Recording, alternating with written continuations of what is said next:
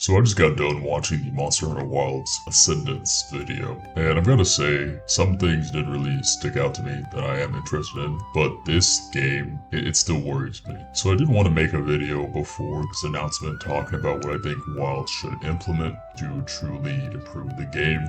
However, Capcom beat me to the punch, so I decided to combine my initial video with this video. I did like the environment in the world. Colors in this game are pretty nice. However, I did notice that they gave everyone shitty haircuts for some reason. Don't know why, but it is what it is.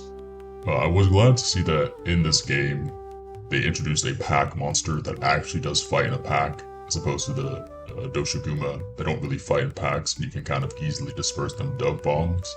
I hope in this game the pack mechanics are actually worked upon and developed. Because this was actually what I was going to talk about my previous video, the one I was going to make, decided to scrap, is that in this game or Wilds, pack mechanics don't really have any weight. So it's nice to see that they are actually showing off pack monsters fighting in an actual pack, using other monsters to fight you and attack you. So that's pretty cool. I'm glad Lao Shan-Lung was brought back. He is a underappreciated monster. I do hope that Miralis comes back as well as a Cantor. I think they may have a good chance since the director of this game worked on Monster Hunter 3 and GU or Generations. The Skybound Eerie, it's a pretty cool name. It looks similar to the Sanctuary or Heaven's Mount from 4 Ultimate. I do think this heavily implies that Valstrax will probably be in this game, and Shaguru Magala, which is kind of evident since we have Magala in base Wilds. So that's the initial feedback and some good thoughts. Now to more of the based analysis or the real analysis of this trailer. One thing that did concern me right off the bat was the director. Not because of the gameplay elements. I think GU's gameplay is really good. The one thing that really sucked was the charge blade. The charge blade in GU was dog shit. The charge blade in Wilds is pretty shit, but hasn't really reached the level of GU charge blade. However, I have a feeling that this weapon is probably going to get worse.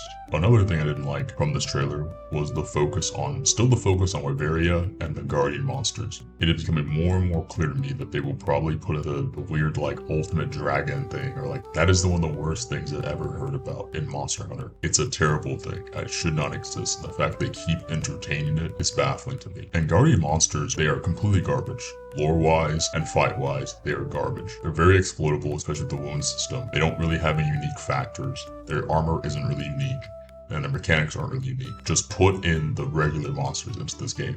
Guardian Ebony Odogaron fights the same as Ebony Odogaron. Guardian Arkfeld is the same as normal Arkfeld. Guardian Fulgur Anjanath is the same as Fulgur Anjanath. What is the point of having Guardian monsters? And so, moving on to the thing that concerned me the most, it was the boost bracer and what it implies for monster movement and weapon movement. In Wilds, weapon combat, or combat in general, is extremely fast.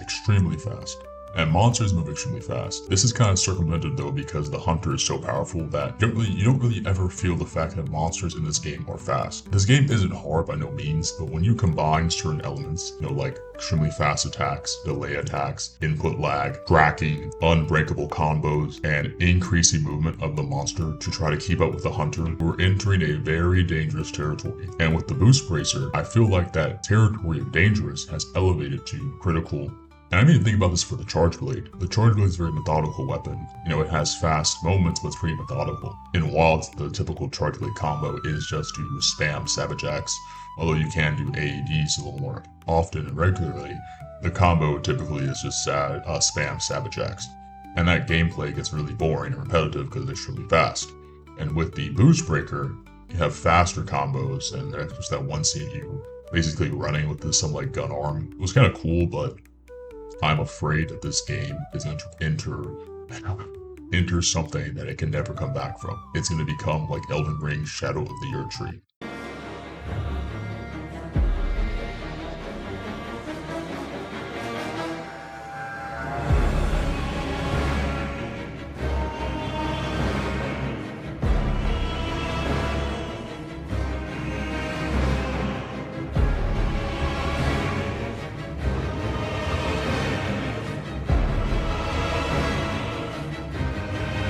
Where you have gay-ass delay attacks, you have fucking 306 degree plus tracking, we have lags, we have monsters doing a bunch of bullshit because they're trying to artificially increase difficulty. The difficulty in this game is not dependent really on monster movement. It kind of was when monsters were more methodical, but it's about understanding your weapon and understanding exploits of the monster. This is one of the reasons actually that I didn't really play the third title update or even the second one that much. I like the guy Chris. He's a good fight. He is a good fight and the gimmick is fine. Even with underwater combat being kind of shit, it's still fine. The guy Chris is sustainable, although he does have certain attacks, which for CB that are kind of like, okay, I can't do anything. There's no punish window. But what I'm thinking about is the whole fucking that one AoE attack where he has a lightning. You should break his back to make it worse or to lessen the impact, but still, it's a very unavoidable attack. Or Talibate 3 when I think about Omega, whatever the fuck his last name is, the Final Fantasy XIV monster. I have not fought that monster at all because he is way too fast for CB. CB simply can't compete with that monster. It's viable for some skilled players, but I don't have that much time to lose, nor my sanity to lose.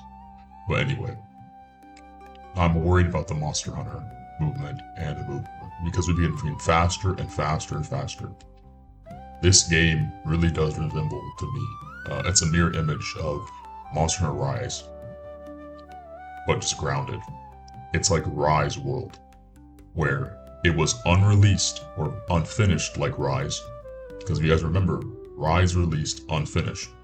Rise did not have a final boss in it. The final bosses were added to the game. Same like Monster Hunter World or Monster Hunter Wilds. It took you, a month to release, maybe even more than a month. It took the first update or the second update or whatever which one it was, I can't remember, to release 7-star or high rank Zoshia that should have been in the game. Ridiculous that it didn't happen. And for also to release a Gathering Hub or a Grand Hub. That's unexcusable, especially for $70 games. Monster Hunter Wilds still has potential to be a really great game, although it still needs a lot of work to be done to make it truly impactful. I'm not going to talk about that in this video. I just kind of wanted to give my initial thoughts on Monster Hunter Wilds Ascendance and my concerns. I think this game can be pretty good in terms of content. I just hope there's a reason to play the content. I'm not going to, give it the full hopium and believe, oh, this will be the best thing ever and be so hyped or excited. Nope, I'm going to wait till the game releases, then give my opinion about it. But yeah, thanks for watching. Take care.